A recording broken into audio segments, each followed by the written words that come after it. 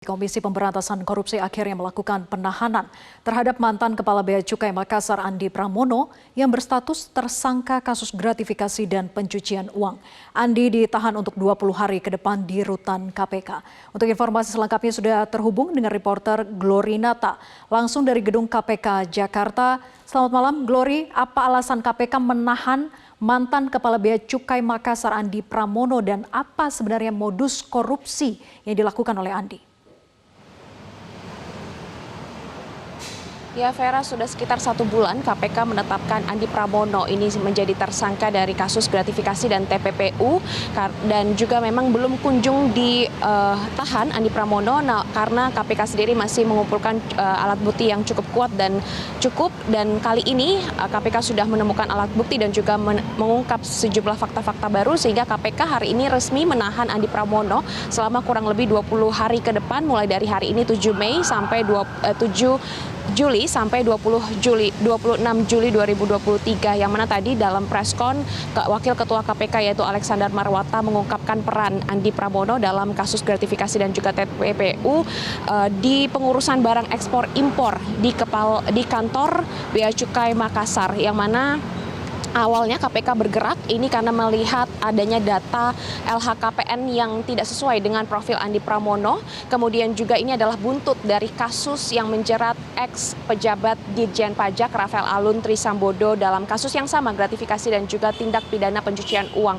Dan tadi diungkapkan juga untuk proses penyidikan dari AP sendiri yang saat ini sudah berlangsung. KPK sudah memeriksa sekitar 33 orang saksi termasuk di dalamnya adalah istri dari Andi Pramono atas nama Nurhalina Burhanuddin untuk mengetahui kasus penerimaan gratifikasi dan tadi diungkapkan juga terkait dengan konstruksi perkara serta peran AP yang mana sudah dimulai sejak tahun 2010 sejak AP ini diangkat menjadi penyidik di Kementerian Keuangan dan jabatan terakhirnya adalah sebagai kepala pengawasan di kantor Bea Cukai Makassar. Kemudian perannya ini dimulai sejak tahun 2012 hingga tahun 2022 tahun lalu yang mana Andi Pramono diduga memanfaatkan jabatannya menjadi perantara atau dalam kata lain adalah menjadi broker para importir untuk mencari barang-barang logistik dari negara-negara seperti misalnya Singapura, Malaysia, kemudian dikirim ke Filipina, Vietnam hingga Kamboja.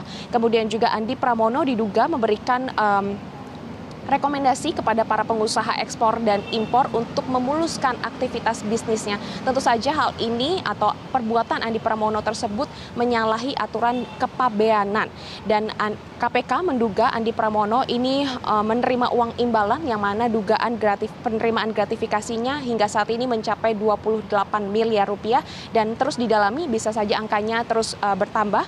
Kemudian juga Andi Pramono diduga melakukan transaksi transfer ke berbagai rekening para pengusaha-pengusaha kepercayaan dari Andi Pramono hingga rekening ibu mertua Andi Pramono dan juga diduga membelanjakan gratifikasi ini untuk keperluan pribadi seperti misalnya pembelian berlian 652 juta rupiah, kemudian pembelian polis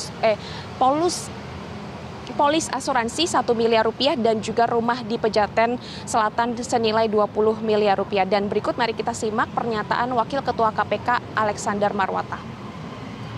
Pada proses penyidikan ditemukan adanya transaksi keuangan melalui layanan perbankan melalui rekening bank milik AP dan ibu mertuanya. Dugaan penerimaan gratifikasi oleh saudara AP sejauh ini sejumlah sekitar 28 miliar rupiah dan masih terus dilakukan penelusuran lebih lanjut. Diduga AP mentransfer uang yang diduga dari hasil tindak pidana korupsi dimaksud untuk keperluan AP dan keluarganya. Ya Vera dan juga pemirsa, hingga saat ini KPK juga membuka peluang atau tidak menutup kemungkinan jika dalam kasus Andi Pramono ini akan menyeret sejumlah tersangka lainnya termasuk tersangka pasif dalam hal ini istri ataupun ibu mertua.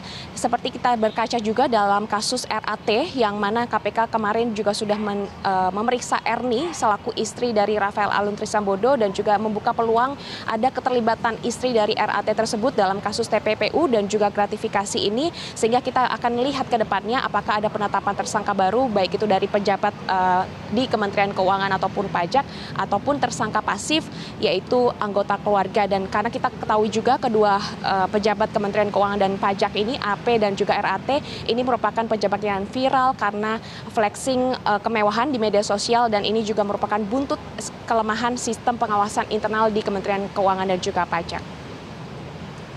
Sementara demikian, Vera, kembali ke Anda. Baik, terima kasih Glorina atas laporan Anda langsung dari Gedung KPK Jakarta. Selamat bertugas kembali.